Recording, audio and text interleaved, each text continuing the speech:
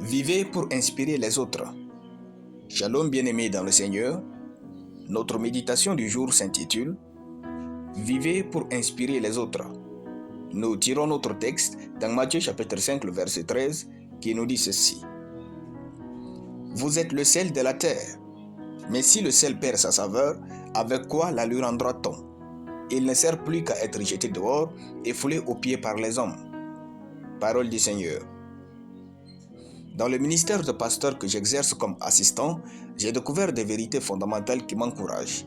L'une de ces vérités dit « Un bon pasteur enseigne à ses brebis les voies du Seigneur et un excellent pasteur les inspire les voies et les pensées du Seigneur. » Alors, j'ai choisi d'inspirer Dieu au cœur des hommes. Si nous ne vivons pas pour inspirer les autres, nous aurons vécu inutilement notre vie.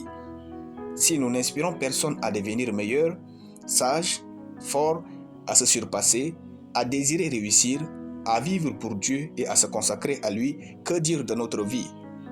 Si nous n'inspirons personne, serions-nous pas semblables au sel qui a perdu sa saveur? Quand Jésus nous dit « Vous êtes le sel de la terre », il révèle que nous sommes des êtres influents et inspirants. Avez-vous goûté et aimé manger avec appétit un repas sans sel? C'est le genre de repas qu'on mange avec des difficultés. Tel le sel influence le goût des hommes, tel nous devons être dans leur vie.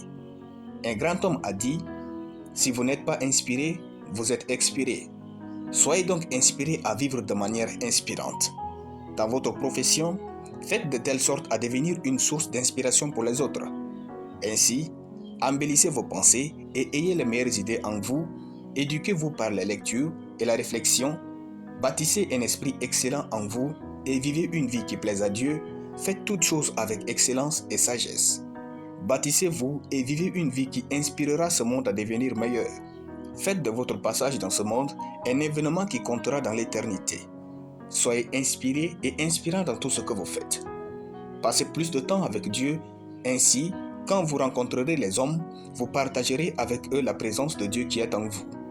À moins d'inspirer les autres à devenir plus meilleurs que nous ne pouvons pas dire que nous avons réussi.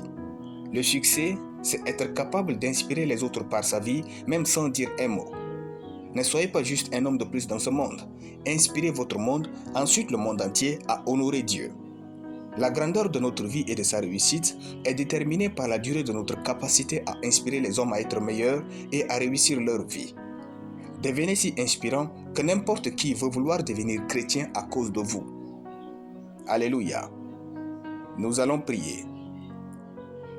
Merci Jésus pour ta parole qui nourrit mon esprit.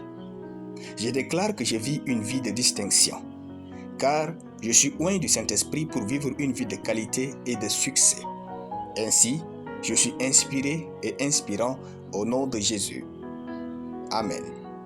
La lecture biblique en une année, Michée chapitre 7. Soyez bénis, c'était le pain du ciel.